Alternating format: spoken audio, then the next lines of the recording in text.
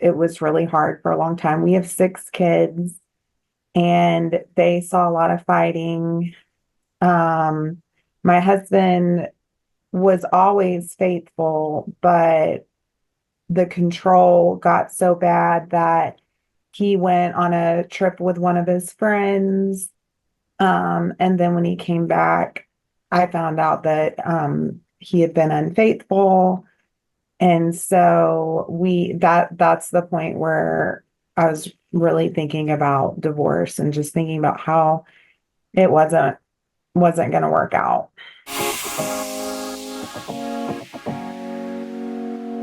Welcome to the Empowered Wife podcast, where it's all about fixing your marriage without your man's conscious effort so that you feel desired and taken care of and special, even if your relationship feels hopeless. I'm Laura Doyle, and today I'm talking about 3 questions to ask before you separate. My guest Caroline wondered why her husband was always so angry. Her marriage felt heavy with the threat of divorce, but as she experimented with the intimacy skills, she started to feel like a princess. Her husband adores her now, and divorce is off the table. She's going to tell us how she did it so you can do it too. But first, let's talk about the 3 questions to ask yourself before you separate.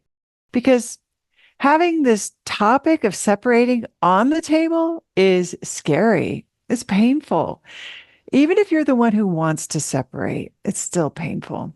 It's an indication that you've been suffering and struggling, and probably for a long time. And that's no way to live, which is why separation is on the table to begin with. When you have a headache, you just want it to stop.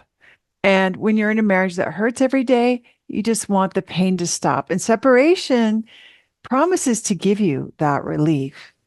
It's the end of life as you know it, and life as you know it has been miserable. So it's only human to want to blow up the part of your life that feels so hard and heavy. And separation seems less final than divorce, right? You're leaving the door open, at least a crack, in case you change your mind. You could also unseparate. That's an option versus divorce, which seems more final. Although some of the guests on this show have shared that they have resurrected their marriages after a divorce, like he gets on a knee and proposes to her again and they get remarried. So even divorce is not as final as it seems. And separation can certainly be the breakdown before the breakthrough. We see that a lot around here, right? So let's get to these 3 questions to ask before you separate. The first one is, do I want to keep my marriage? Do I want to keep my marriage? This is the question to ask yourself. I mean, you might think, well, what about him? That's the real question is, does he want to separate? I don't want to separate, but he's moving out. It's all him. And I know it's tempting to want to ask him even more questions about what's going to happen and what he wants. But as the keeper of the relationship, as the wife, as the feminine in this relationship, this is much more about what's in your heart, even if it doesn't feel like it right now. It might feel like he's got all the power. That's what I thought too. So it was shocking to learn that I had so much power once I discovered how to use it wisely. The illusion was that I didn't have any power, and I was just waiting for him to change and decide.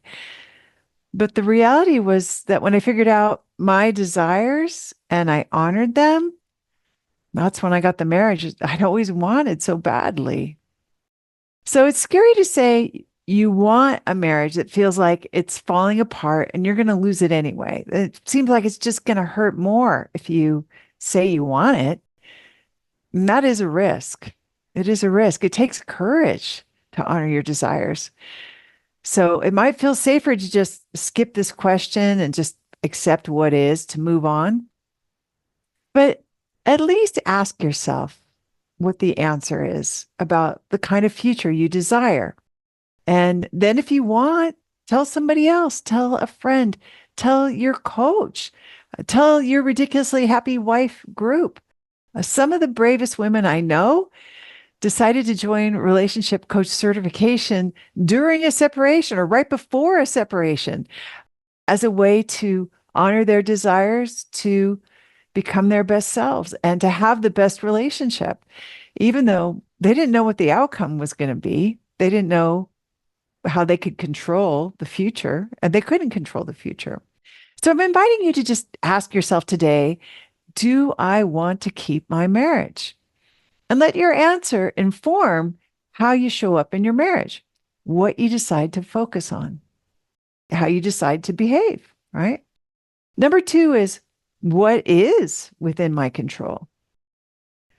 So if you don't want to separate, it feels like that's going to happen to you anyway, then this can be a really terrifying feeling. Like it's happening to you and there's just not too much you can do about it. But what is on your side of the street? What can you control? Is your side of the street clean, for example? Is this the time to clean up your side of the street by apologizing for some of the things that you've said or for the way you've behaved? I find there's always an opportunity to be courageous, to have the courage to change the things you can and the wisdom to accept the things you can't. Just like the Serenity Prayer says, right? But it's not just the wisdom to accept, right? It's also the courage to change the things you can. Both are important. So one thing that's kind of annoying about knowing the intimacy skills now is that whenever there's a breakdown, this is something I'm always asking myself, like, okay, what just happened? What was my part in this mess? Because I know that to be empowered, all I have to do is be accountable. But sometimes I don't want to be, and that's why it's annoying.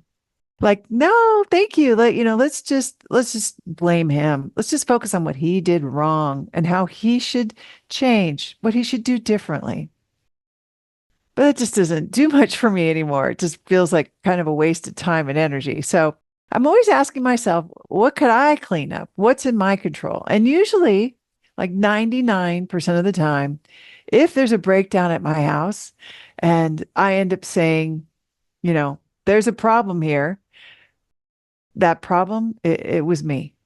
The problem was me. And I apologize. I apologize. I'm going to try to do better. It's always humbling, but it's also empowering because then I get to choose the kind of experience I'm having in my relationship. A clean side of the street feels really, really good. And this is not about saying, I'm sorry, I'm sorry, I'm sorry. Like, just come back. Let's make nice. No, it's really more about getting clear on what I want to own and how I want to show up. So it may not be in your control to decide if you separate or not, but you can ask yourself, what is in my control? Which leads to the third question to ask yourself before you separate, and that is, how can I make myself happy? How can I make myself ridiculously happy? Talk of separation is painful. It's heartbreaking, really. So this might feel like a strange question to ask yourself. How can you make yourself happy? Well, you might think you can't because you're so sad. That's understandable. But that doesn't mean you never get to be happy. I also thought my relationship problems were keeping me from feeling happy, but I was wrong. That was me keeping myself from being happy. I thought it was his job to make me happy, and he just wasn't doing a good job. But it turns out it's actually my job to make myself happy. I'm the only one that can do it. And once I'm happy, then he loves to pile on.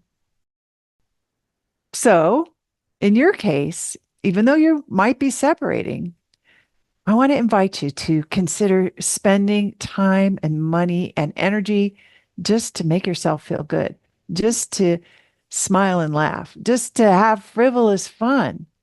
After all, making yourself happy is the indispensable first step to having a great relationship because only happy people have happy relationships. Mic drop, boom. Only happy people have happy relationships. Now, you might look back at this time and say, it was the best of times and it was the worst of times, like Charles Dickens wrote. And I mean, it's already the worst of times. So How can you make it the best of times for you? Thinking about separating it's heavy and it's hard, but knowing what you desire and feeling empowered by doing the things that are in your control, like maybe cleaning up your side of the street and making yourself happy, those are powerful ways to write your marriage story with a great ending.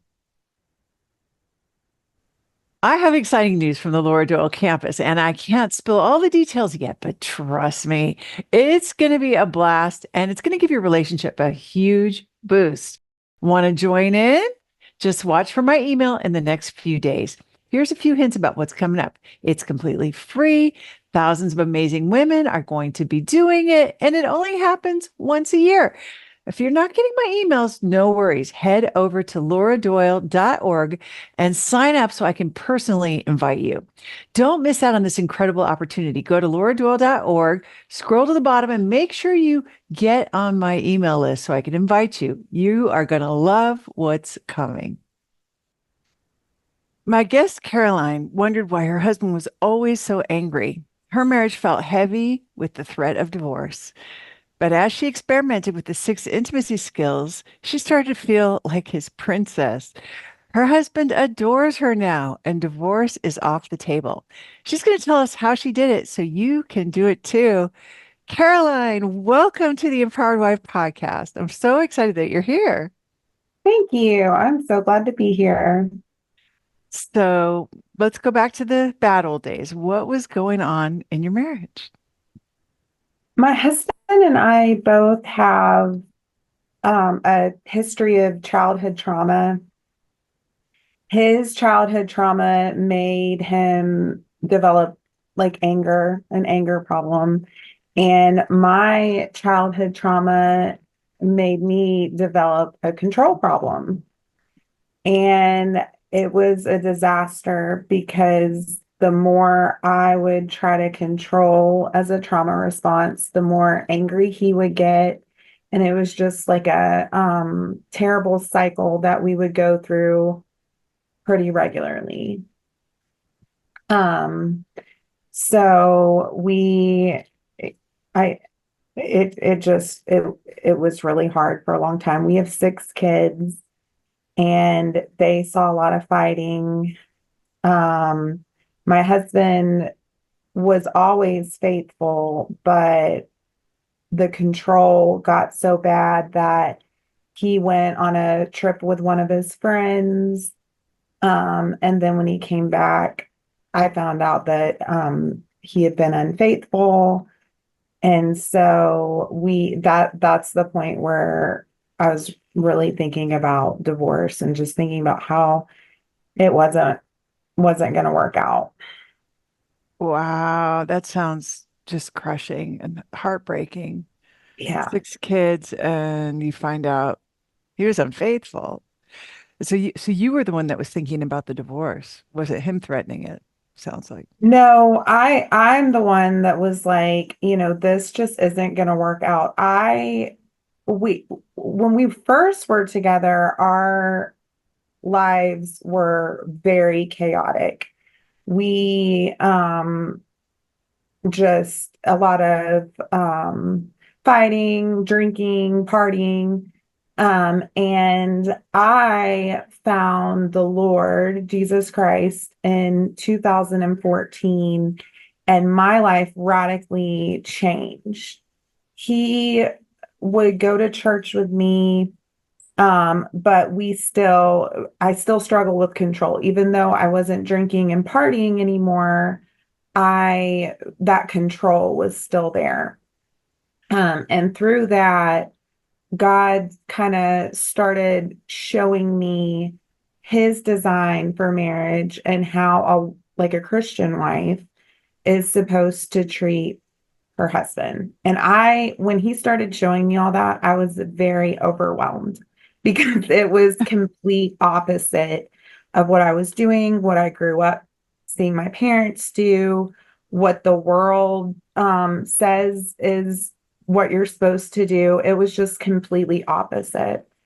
Um, I we were on a marriage retreat and a older lady friend asked me if I had ever heard of you, and I had not. So I went, she told me that it had completely changed her marriage. But she didn't tell me much else. So I went home and I found The Surrendered Wife first. And I read that and I was blown away. I was like, this is what God is trying to teach me, but practically in like a way I could understand.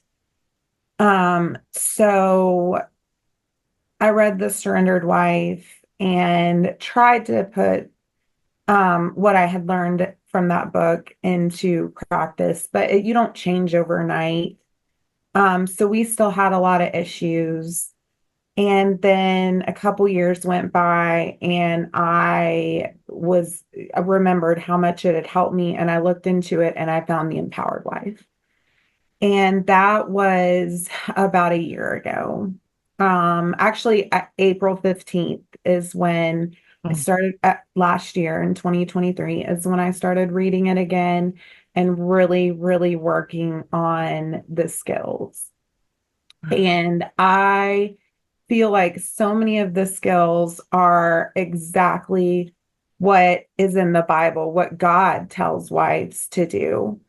And so I was like all in. I was very invested in just doing everything I could with these skills to try to salvage my marriage. And in the past year, things have done a complete 180, more change and growth in our marriage and our relationship in the past year than all the years before, even with, since finding faith and walking with God. I feel like the empowered wife just kind of compounded everything and made it just digestible, something that I could practically do. And so, yeah, our marriage is completely different.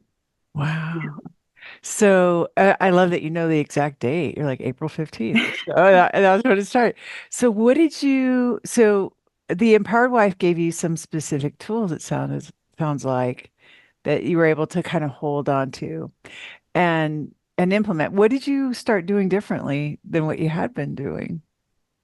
I think the most like revolutionary skill for my marriage, and I would probably guess most marriages, like if somebody asked me where to start, I would say relinquishing control because I wasn't being blatantly disrespectful to my husband, but I feel like control, when a wife tries to control her husband, that is disrespectful. That's like the core of disrespect for a man. And so just kind of I would just like give him over to God. It was so hard because of my childhood trauma, I really believed that if I didn't try to control things, they would hurt me or hurt my kids, and spiral out of control. So it was a spiritual surrender as well, and the Holy Spirit definitely helped me. But just that's where I would recommend anybody to start and to focus with is just relinquishing control. Let him make the final decision. Trust in his ability. Like you always say, you married him and you thought he was great, like you didn't marry a loser. And so just trust in that. And I also noticed that he rises to that trust. He doesn't want to disappoint me. So when I relinquish control, I feel like things go my way a lot more often because he is so encouraged by me trusting in him that he doesn't want to let me down. And a lot of times he makes the decision that I had suggested at first. It's not like he's just blindly in control of our marriage. He values my opinion so much and will ask me about everything he does. and I will respectfully give him my opinion, but that's it. Instead of trying to manipulate him or persuade him like I used to do, or tell him, this is the way it's going to be like I used to do. If I just respectfully give my opinion and let it go, I mean 99% of the time his decision is whatever my opinion was. So instead of like the anger and control like pulling against us always, that submission and moving towards him has brought us both just closer together.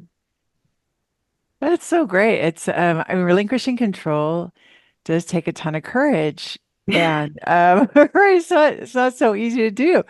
And especially you guys were fighting a lot already, and then you found out he was unfaithful. So in some ways, that turns the control dial up. It could even turn it up higher. Like, I've really got to control this situation to make sure he doesn't cheat again, or he's not doing things to hurt my kids, right? Those that kind of comes up. So how did you do it? Like, what did you do to keep yourself straight when you were with temptation and control would come up? I feel like that's when the self-care comes in. And for me, and I hear this every time I listen to your podcast, all the women say that self-care is like the least important thing. But I feel like as wives and moms, it's because we don't know like how to do that. Like we're always so focused on our kids and our marriage and our family, that self-care seems like what are we going to do for self-care? And for me, having six kids, I related to that. But what self-care looked like for me, it goes hand in hand with relinquishing control. Like when my husband does something that's triggering me to control, I have to completely like get that off my plate. Like that is his side of the street, like what you say, and then just focus on my side of the street and like what can I do to better myself. And I enjoy I mean to be honest, like working on my faith, like getting to know, leaning into like Bible study or prayer, or or like a girls trip with my church or my sister, or spending time with my mom. Things like that really help kind of take your mind off of it because we're not we need help, like what you were saying. Like it's hard. So just kind of like that distraction from it's a compulsion for me to try to control. And I know for a lot of women, I'm sure. So just distraction to distract from that compulsion. And then when you see the result of it, it encourages you to let go more. So it takes a lot of faith and courage the first couple times. But then when you see the results of it, it's so encouraging and it starts to become more natural and easier. And I like to read. I like to just go do stuff with my kids. Just, I mean, self-care doesn't look like going like I don't have it's hard for me in this stage of life to like go get manicures or take a nap in the middle of the day, even though I'd love to do those things. That's not what it means for everybody. I mean, just spending quality time with my kids a lot of times is enough to distract me from that compulsion to control. And then it goes away. And then when I come back into the situation with my husband, he's usually doing something that I would have tried to control him to do anyways.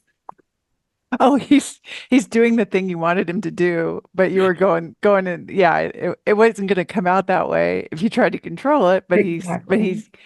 he's inspired to do it himself.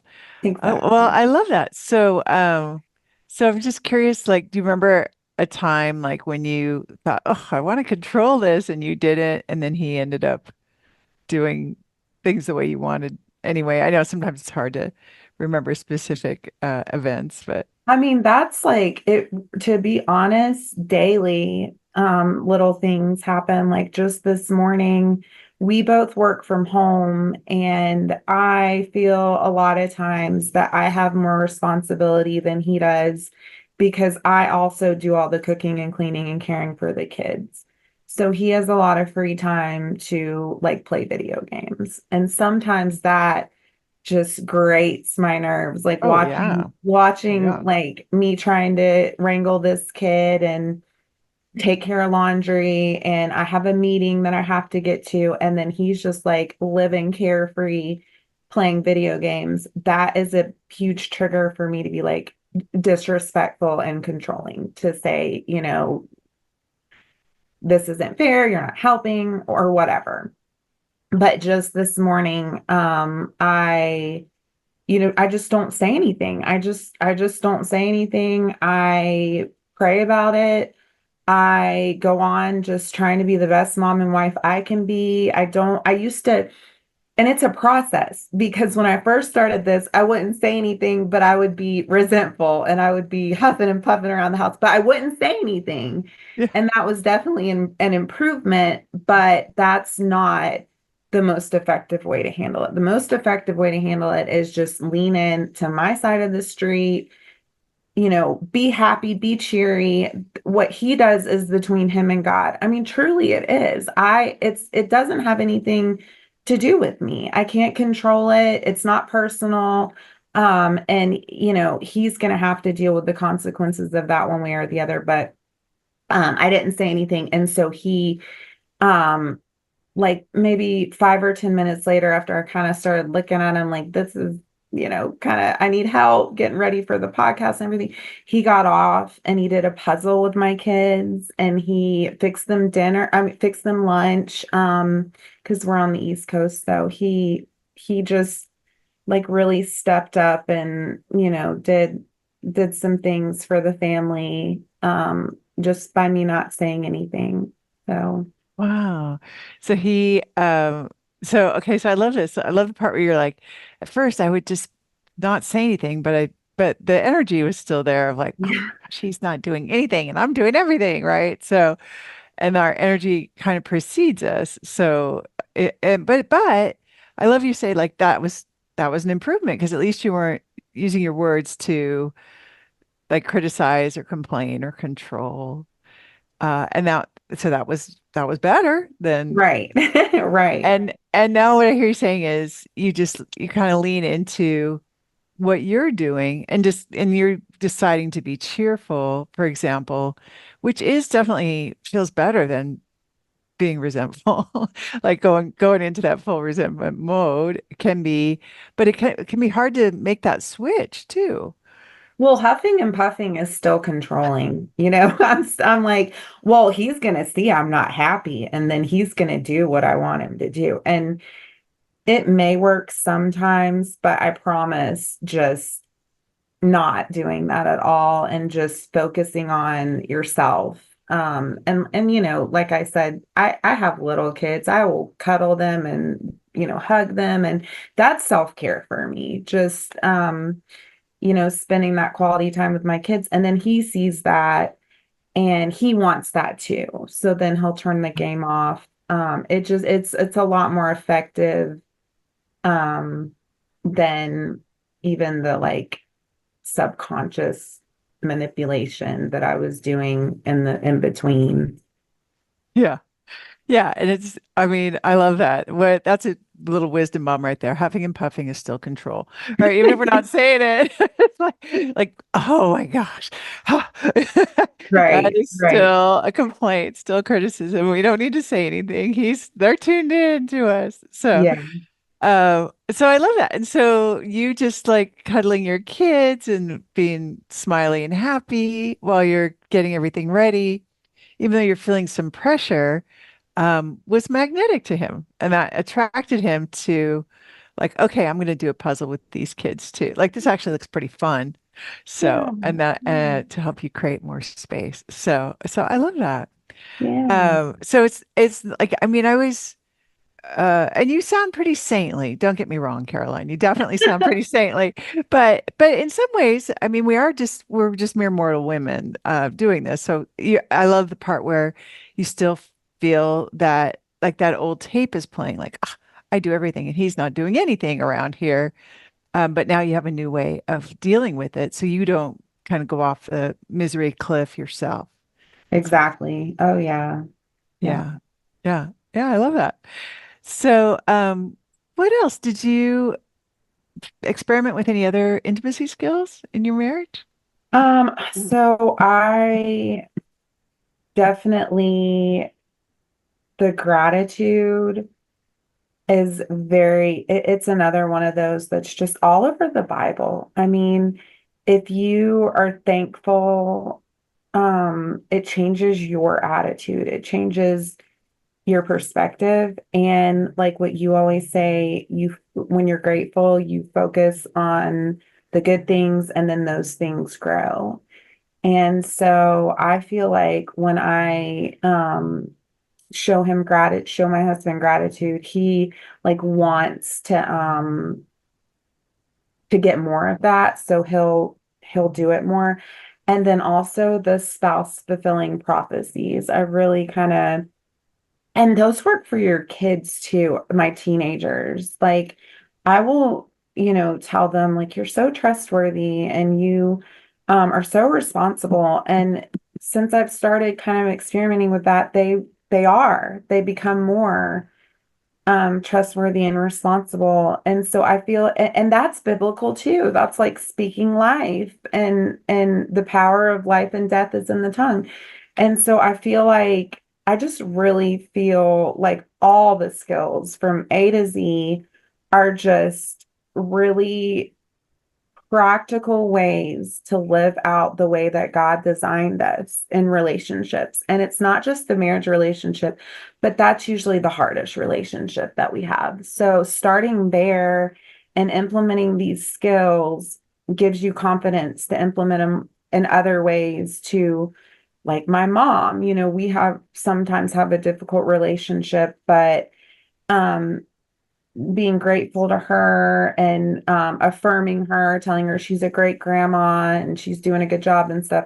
It helps the relationship, and it's like it's not manipulation, but it is a way to manipulate. It's a way not in a bad way, but it's a way to get a good outcome, um, but not doing it for selfish reasons or for controlling reasons, but it's really all the skills have improved all my relationships, receiving,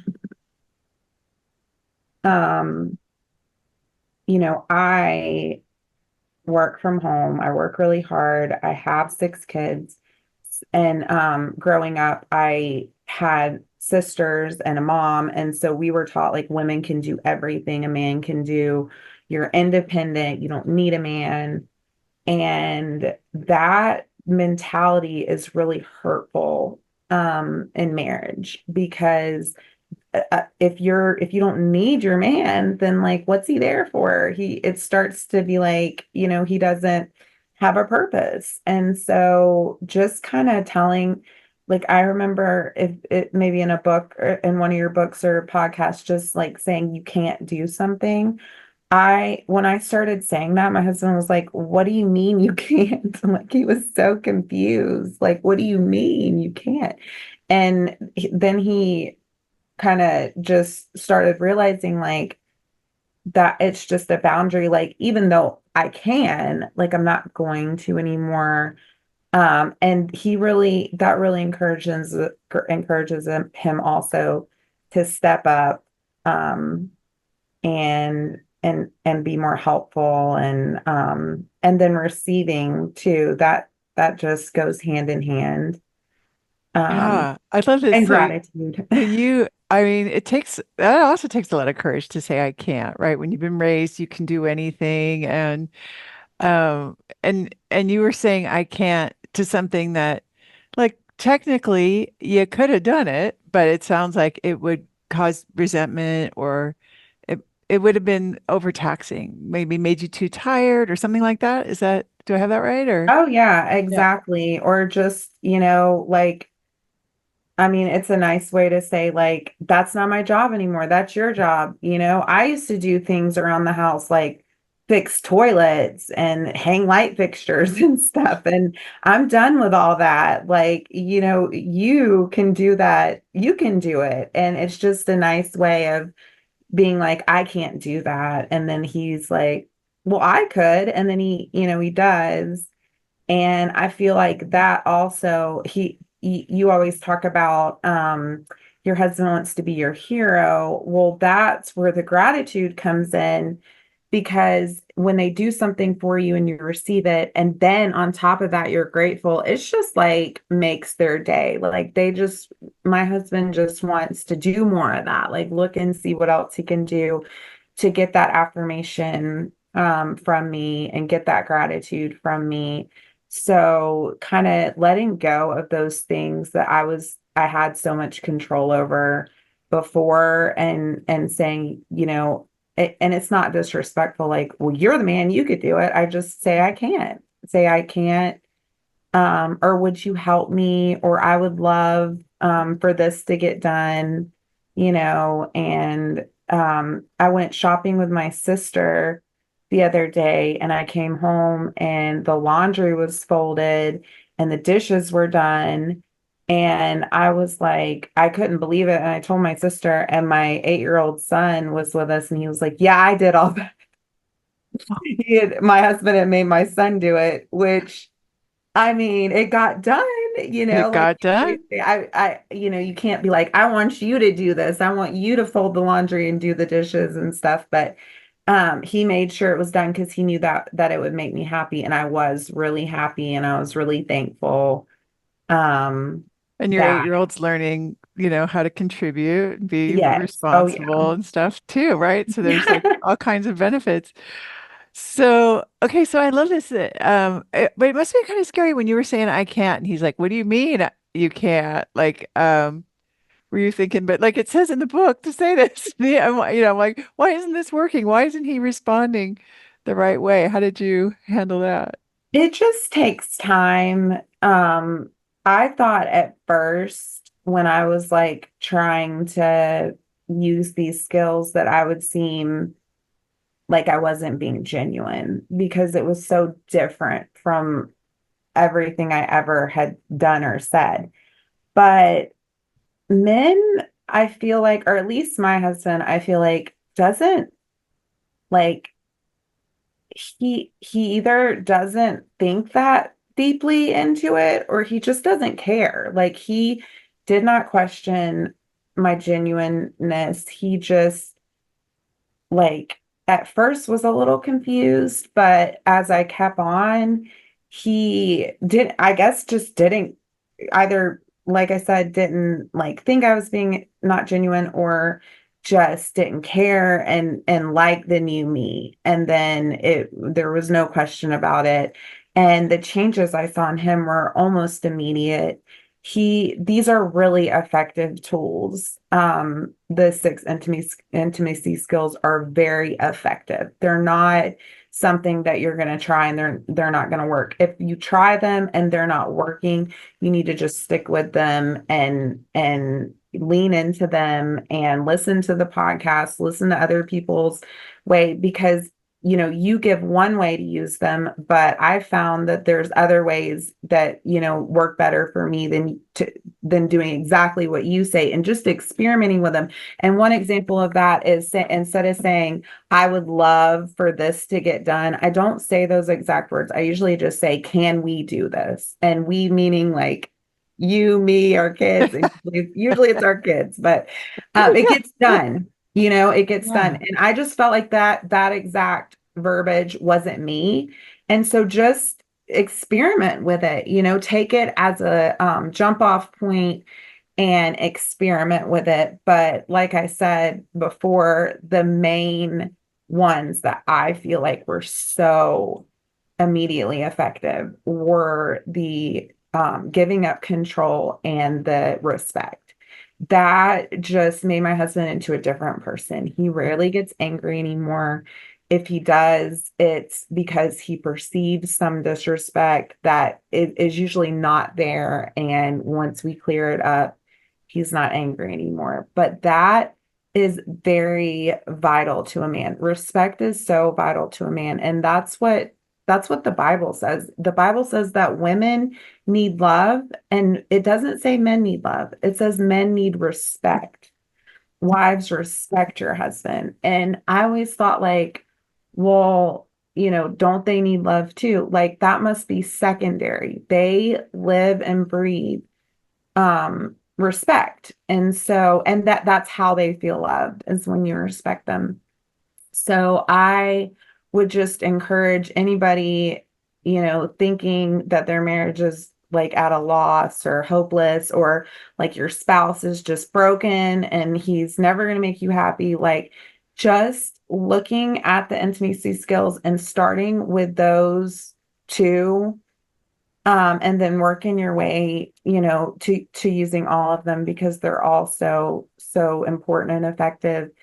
It changes, and it doesn't just change your husband, it changes you. You start to see, um, you know, a more effective way to deal with hard situations, whether it's your marriage or your kids or whatever it is. And it's just a very effective tools. It sounds like it's giving you more confidence in yourself. Absolutely. Absolutely. It has really transformed my heart. Oh, I love that. And how cool that the man with the anger issues is hardly ever angry anymore. That Yeah, must feel like a big miracle, right? For it is. It's a miracle. He is so good to me. He um just wants me to be happy, and he does things all the time to try to make me happy. And it's really a great transformation for my kids to see too, both my sons and my daughters, to see how there's a better way to interact in a marriage, and that everyone in a marriage, that both people in a marriage have a specific role. And if you're not in your specific role, like we didn't know our roles and we were stepping on each other's toes, um, then it's not going to work. And that just the wife, by stepping into her role, will lead to the husband stepping into his role. Like your tagline about fixing your marriage without your husband even knowing it. It's so true, because when you step away from trying to fulfill both roles, or not focusing on your role, when you start focusing on your role, your husband will naturally, automatically go into his role. And the more gratitude and the more receiving and the more respect that you give your husband, the more he will rise to his role. I love that. So, and what about, so let's go back to he was unfaithful, right? And you were in, and you're being respectful and relinquishing control after knowing this, that he's been unfaithful. So that makes it extra hard, I imagine, right? Because I think you could rationalize, like, how can I respect a man who um, was so disrespectful to me? Yeah, definitely. Yeah. Definitely. I would just say it everything in life takes faith. Whether you have faith or not, you you have to, like, whether you have faith in God or not, you have to have faith to move forward, faith in something. And so I would say that these intimacy skills gave me the confidence to try, to just try a different way. I had faith that couldn't get worse. So just trying, I try anything. Um, but just to have that faith that, you know, trying this could lead to a complete transformation, um, is is how I was able to do that. And just trusting that there is an order, there is a process, and that a lot of women I hear on these podcasts, and I was too, are in desperate situations. Like their families are going to be broken and falling apart. And um, so just having faith that you've always been or I've always been controlling. I've always been, disrespectful by being controlling, and that's not working. So having faith enough to just try something different, just try it, just give it a try. And the skills I feel like are so fast acting, or they were in my situation when I really, really like leaned into it and prioritized it and tried to like just focus on them and really gave them my all. They're so fast acting that they encourage you to have more faith and more faith and more faith, and just trying um what they are. Well, I love that. And I also love hearing about how will say like a child fulfilling prophecy to your kids. Oh yeah. And and it's improved your relationship with your mom, it sounds like too. Yeah. You're kind of like focusing on um what she's doing right instead of like catching her doing something right instead of catching her doing something wrong all the time. How would you say this has impacted your kids? Kids do not like seeing their parents fight. That is very, very stressful for kids. They love you both. They don't want to pick sides in a fight. That's what it does. It's like, well, is mom right or is dad right? And it's very, very stressful on children. And so I feel like, besides the fact that we're modeling how a correct way to interact with a spouse is now, it just that stress of not seeing us fight is gone. And sometimes my husband will hurt me still, and be hurtful or insensitive or angry still. But I have a choice now. Instead of reacting, like I always have, I have skills that have shown me a better way. And if I don't react, I do not, fight back, I'm not disrespectful to, then always, 100% of the time, my husband goes off and then comes back and apologizes. He always does, every time.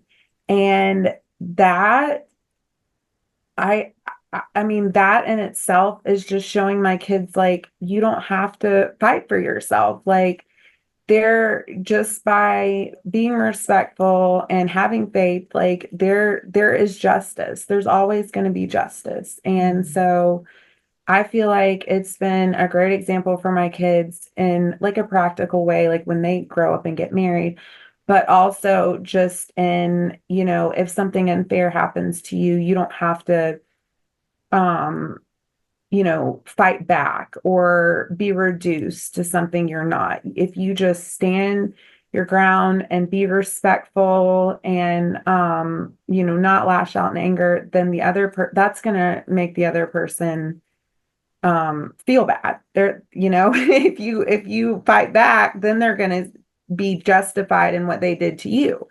But if don't fight back and you just have faith that there's going to be justice, then I mean, there always will be one way or the other, but it's a lot better. And it's also just showing my kids, I think that especially my sons, were angry.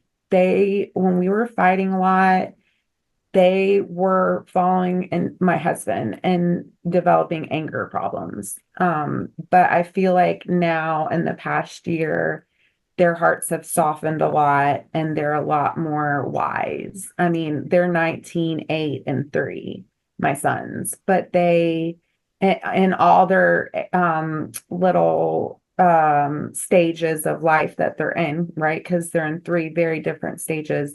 I can see how their hearts have softened, and that if something does make them mad, they're not so quick to react anymore. That they see they have coping skills too. I mean, watching you transform and then watching your husband transform, you transform first, and then by your transformation, he transforms. Your kids are going to transform too, for sure.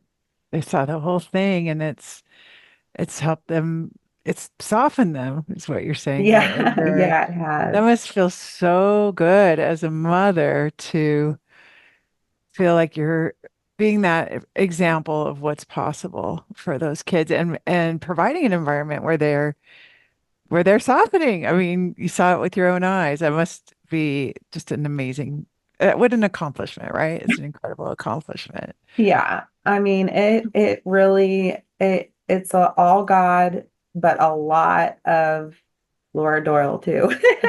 I mean, I'm telling you, these skills are just really, really life-changing and not just for yourself. Wow. So, and does your husband know what you're doing? Did you ever share with him or? No, he didn't. I told him I was coming on this podcast today, and he was like, "Well, what's it about?"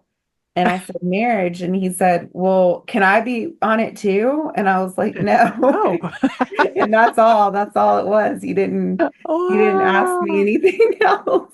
So, but he must have, has he ever acknowledged in any way like you went through a big change? Or so I don't know if he, I mean, maybe it's not appropriate, right? Because it was on your side of the street.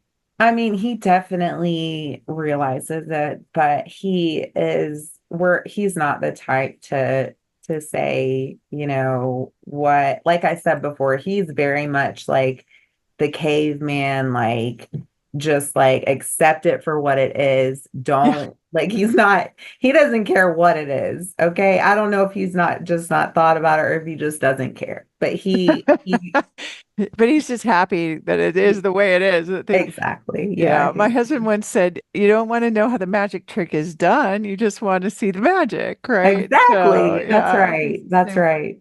Yeah. Well, I love that. So, what do you think if you could give a tip that like for somebody who's where you were, where there's just tons of fighting and anger and her husband is has been unfaithful and then there's talk of divorce. But she wants what you have now, where he's looking for ways to make you happy. What else can he do to please you? And he's, helping with the kids just because you've made that look attractive and he knows he can succeed in making you happy. And they are role models for their kids of what a peaceful relationship looks like. And, you've created, where there's not as much anger in your home. What's your best tip for someone who is where you were and wants things to be the way they are now at your house? I would just say knowing that it is possible, that you hold the power. The wife holds the power. It's so true. And that if you want this, there is definitely a way. And to look into everything you can, read all the Laura Doyle books, listen to the podcast, and try what you're hearing. Just do what it says to do. And even if you don't feel like doing what it says to do, or you're not sure that it's going to work, just have that faith that it can't get worse. So why not try? And once you start trying, you'll start seeing results, and that'll encourage you to try more. But it can, you hold all the power. If you want your marriage to be fixed, it can 100% be fixed. Um, so that's the advice I would Amazing. give. Yeah. And what would you say to Caroline if you could go back in time and tell her what you know now? Just your way's not always right. I thought I had all the answers. You know, I thought my husband was the one that was broken because his problem that he had of anger was a lot more obvious. And it wasn't just me that thought he was the problem. All of our friends and family also thought he was the problem because his sin of anger, it was more overt than mine of control. So it was easy for me to be like, well, he's the problem, I'm the saint, but just looking at your own heart and looking at maybe what you did, what you are doing, or even if it's not, like, even if your husband is 90% of the problem and you're just 10, which that wasn't our situation, it was more even. But in someone else's situation, even if your husband is, mostly the problem and you're the 10, focus on that 10. If you can fix that or find a way to do that 10% better, then that is going to help your marriage. And so if I could, go back, I would say for me to I would tell myself to look into what I could what was in my control, right? I'm controlling. So if I have control over myself, not my husband. Why am I spending all this time trying to control him when what I need to do is control what I can control, and that's myself. So that's the advice I would give. I mean, I love that. Did you know you were controlling before? I did. I did. Okay. You were I know aware. there are some people out there that just, but I was so controlling that I knew it. And You were so self-aware. Yeah. yeah. Yeah. Yeah.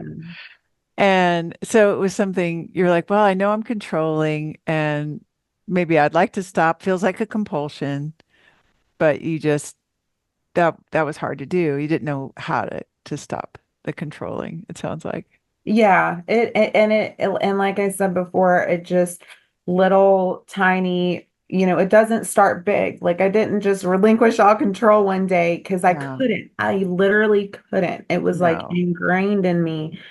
So it was starting small, starting with small things. And I call them like experiments, like little experiments. They always worked out. Like God didn't want me to control all this, And so just giving that Exhausting, up, right? it Yeah. was that sacrifice of giving it up was so blessed that now it's a lot easier. It's very self-reinforcing to do that. And it sure has created magic in your marriage, and it sounds like in your whole family, even your kids and your mom are benefiting from your new habits, your new practices. And so I just want to congratulate you and also give you the Best Wife Award here. Thank you. It's well earned, well deserved. It's such a big accomplishment. You know, a lot of marriages end after a lot of anger and a lot of fighting and unfaithfulness. That's the end, and it doesn't matter if there's whether they are women of faith or not. Sometimes that can be but in your case, 8 people's lives have been transformed by your courage and your commitment to your marriage. And I just Mm. admire that so much, Caroline. Like, well done. Thank you for your contribution to the mission to end world divorce, starting with your own. Thank you, Laura. I appreciate that. And I do want to just remind you and anyone listening that my marriage transformed in a year. It wasn't years and years and years and years and years. These skills work, they're effective, and I mean, we're in a 1000% different place just over the course of a year. So Well, I give you all the credit for that, Caroline. That's amazing. And Yeah, it's exciting. It's very inspiring to get to hear your whole story today. Oh, Thank you so much for sharing it with us. yes, thank you for having me. I've been listening to the podcast and I was like, I need to share. So I'm glad that I was able to. Thank you so much. I'm so grateful for that. Me too. I am too. Thank you.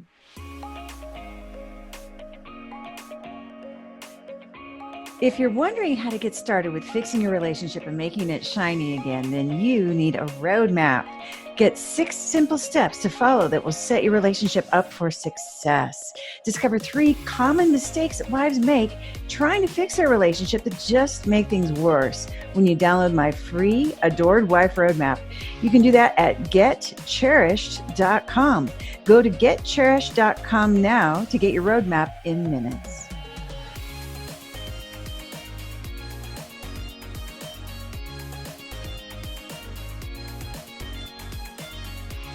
Listen and subscribe to the Empowered Wife podcast. On next week's podcast, I'm going to talk about how to deal with a stonewalling husband. I'm going to give you 3 powerful tips for that.